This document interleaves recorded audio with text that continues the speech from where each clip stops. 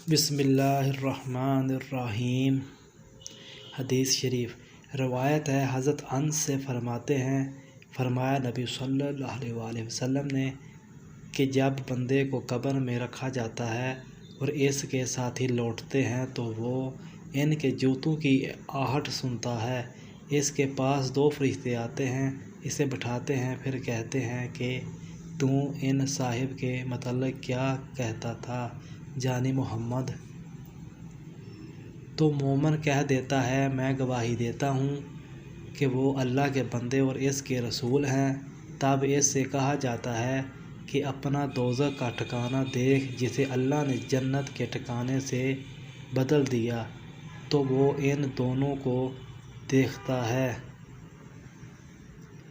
لیکن منافق اور کافر اس سے کہا جاتا ہے کہ ان صاحب کے بارے میں کیا کہتا تھا؟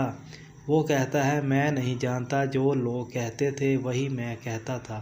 تو اس سے کہا جاتا ہے کہ تو نے نہ پہچانا، قرآن نہ پڑھا اور لوہے کی ہتھوڑیوں سے مار ماری جاتی ہے جس سے وہ ایسی چیخیں مارتا ہے کہ سوا جن و انس کے تمام قریبی چیزیں سنتی ہیں۔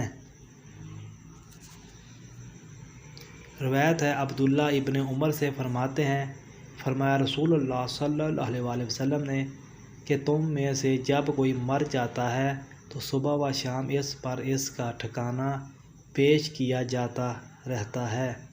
اگر جنتی ہے تو جنت کا ٹھکانہ، اور اگر دوزخیوں میں سے ہے تو دوزخ کا ٹھکانہ۔ پھر اس سے کہا جاتا ہے کہ یہ تیرا ٹھکانہ ہے تاکہ قیامت کے دن اللہ تجھے ادھر بھیجے گا۔